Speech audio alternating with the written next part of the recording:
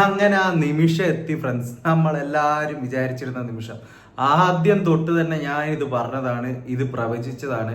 അനിമോൾക്കെതിരെ ഇതെന്തെല്ലാം കളിയാണ് കുറെ ആൾക്കാർ കാണിച്ചത്. PR മറ്റേത് തേങ്ങ എന്നെല്ലാം പറഞ്ഞിട്ട്. മക്കളെ, നിങ്ങളൊരു കാര്യം മനസ്സിലാക്കിക്കോ. അൾട്ടിമേറ്റ്ലി സാധാരണ പ്രേക്ഷകരുടെ ഉള്ളില് സ്നേഹം പിടിച്ചു പറ്റാൻ പറ്റിയിട്ടില്ലെങ്കിൽ ജയിക്കൂല. നമ്മുടെയൊക്കെ ഈ സാധാരണയായിട്ടുള്ള വയസ്സായിട്ടുള്ള ആൾക്കാരും അല്ലെങ്കിൽ സാധാരണക്കാരുടെയൊക്കെ വീട്ടിൽ പോയിട്ട് ചോദിച്ചാൽ മതി അവർക്ക് ആരെയും ഏറ്റവും ബെസ്റ്റ് കണ്ടസ്റ്റന്റിന് ഇഷ്ടമെന്ന്. അവരെല്ലാം അനിമോളുടെ പേര് തന്നെ പറയൂ. ഇപ്പൊ എന്തായി, അനീഷൊക്കെ എന്താ അവസ്ഥയായി, തേഞ്ഞൊട്ടിയല്ലോ അനീഷയെ, അനീഷ് ഫാൻസെ.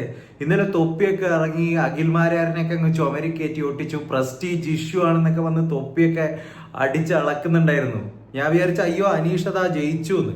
ഇതിപ്പോ തൊപ്പിയുടെ ലൈവ് വന്നിട്ടുണ്ട്, മൂട് പോയി എന്നൊക്കെ പറഞ്ഞിട്ട്. എന്തായി, സ്വന്തം കൂടെ നിന്ന ആൾക്കാർ വരെ ചതിക്കാൻ നോക്കിയതല്ലോ അനിമോളെ. ആദില നൂറ ശൈത്യൊക്കെ രണ്ടാം വരവില് എമ്മാതിരി കട്ടപ്പ പണിയാണ് ശൈത്യ കാണിച്ചത്.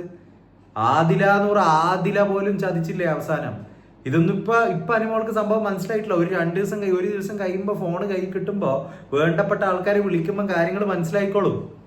എന്തായാലും നല്ല ഒന്നാന്തരം പണി. ഇതാണ് യഥാർത്ഥ വിജയവും ഇതാണ് യഥാർത്ഥ വിജയിയും. അനിമോൾ അർഹിച്ച കപ്പ് അനിമോൾ തന്നെ തൂക്കി. ആദ്യം തൊട്ട് ആൾക്കാര് വില്ലൻ അക്ബർ മാനിപ്പുലേറ്റർ എന്ന് പറഞ്ഞാൽ 101% മാനിപ്പുലേറ്റർ. അതുപോലെ ഓരോ ആൾക്കാരും ആദ്യ ദിവസം തൊട്ട് തുടങ്ങണം. ഈ അനീഷ് എന്നെല്ലാം പറഞ്ഞാൽ നല്ല ഒന്നാന്തരം ഗെയിമറാണ്. അതായത് കളിക്കുന്നത് ഗെയിമാണെന്ന് വ്യക്തമായിട്ടുള്ള അറിവ് അനീഷിനുണ്ട്.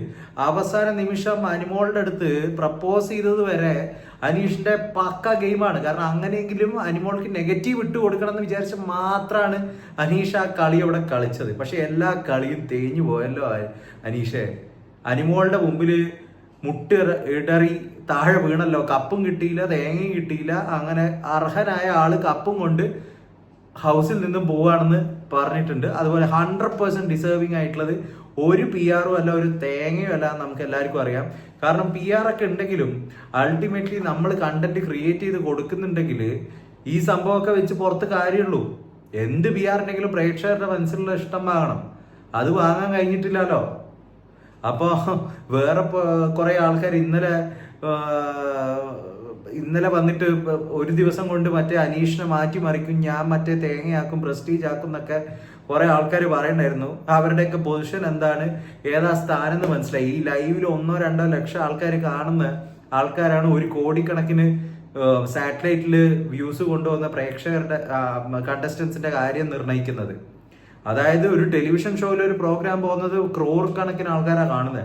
ഈ 1 ലക്ഷം ലൈവിലിരിക്കുന്ന ആൾക്കാരാണ് അവരെക്കാട്ടും വലിയ പവർ ഉണ്ട് എന്ന് പറഞ്ഞിട്ടിരിക്കുന്നത്. അപ്പൊ അനിമോളെല്ലാം അത്രയും ആൾക്കാരുടെ ഇടയിലേക്ക് എത്തുന്നുണ്ട്, അത്രയും പ്രേക്ഷകരുടെ ഇടയിലേക്ക് എത്തുന്നുണ്ട് എന്നുള്ള കാര്യം ഇവർ മറന്നുപോയി. അങ്ങനെ സീസൺ 7 അവസാനിച്ചിരിക്കുകയാണ്. വളരെ തൃപ്തിയുണ്ട് അനിമോൾ തന്നെ ജയിച്ചതിൽ. അപ്പൊ നിങ്ങൾക്ക് എന്താണ് ഇതിനെ കൊണ്ട് തോന്നുന്നത്? ആരായിരുന്നു ഡിസേർവിംഗ് കണ്ടസ്റ്റന്റ് എന്ന് നിങ്ങൾക്ക് തോന്നുന്നുണ്ടെങ്കിൽ കമന്റ് ഔട്ട് ചെയ്യൂ. എനിക്ക് ആദ്യം ഞാൻ പറഞ്ഞതാണ് ഇത് അനിമോളെ ജയിക്കും എന്നുള്ളത്. ഇത് ആദ്യ ദിവസം തൊട്ടിട്ട് പറഞ്ഞതാണ്. ഇതിൽ ഒരു മാറ്റവും ഇല്ല എത്രയോ മുന്നത്തെ എപ്പിസോഡിൽ. കാരണം കുറച്ചൊരു വിവേകപരമായിട്ട് ഇതെല്ലാം അനലൈസ് ചെയ്യുന്ന ആൾക്കാർക്ക് ഇതിൻ്റെ എല്ലാം ഫ്ലോ എങ്ങനെയാണെന്ന് നോക്കിയാൽ മനസ്സിലാവും. ആ രീതിയിലാണ് പോയിക്കൊണ്ടിരുന്നത്. അനാവശ്യ മാനിപ്പുലേഷൻ ഇല്ല, അനാവശ്യ ഹേറ്റ്രിഡ് ഇല്ല. എല്ലാവരുടെ അടുത്തും നല്ല രീതിയിൽ തന്നെയാണ് അനിമോൾ മാക്സിമം നിന്നിരിക്കുന്നത്. കുതികാൽ വെട്ടില്ല. അതൊക്കെ സ്വന്തം കൂടെ നിന്ന ആൾക്കാർ തന്നെ ചെയ്തു. കട്ടപ്പന്മാർ കുറെ ഉണ്ടായിരുന്നു. എല്ലാവരെയും തേച്ച് തുടച്ച് മിനുക്കിയിട്ടുണ്ട്. ഇനിയുള്ള അനിമോളിന്റെ ഫ്യൂച്ചർ എന്ന് പറഞ്ഞാൽ ഇവരെല്ലാം അടുപ്പിക്കാതെ ഇരുന്ന് കഴിഞ്ഞാൽ അനിമോൾക്ക് കൊള്ളാം. അങ്ങനെ എനിക്ക് പറയാനുള്ളൂ. ഇനിയിപ്പോൾ നാളെ ഇവർ വീണ്ടും സ്നേഹപ്രകടനങ്ങളൊക്കെ ആയിട്ട് വരും. എന്തായാലും അങ്ങനെ സീസൺ 7 കഴിഞ്ഞിരിക്കുകയാണ്. നമ്മളൊരു 99 ഡേയ്സ് എങ്കിലും വീഡിയോ ചെയ്തിട്ടുണ്ട്. ഓൾമോസ്റ്റ് എല്ലാ വീഡിയോസും നമ്മൾ കവർ ചെയ്തിട്ടുണ്ട്. ഇതുപോലെയുള്ള വീഡിയോസ് നിങ്ങൾക്ക് ഇഷ്ടമാണെങ്കിൽ please do subscribe to the channel. We'll come with another video next time. Until then, take care guys and bye bye.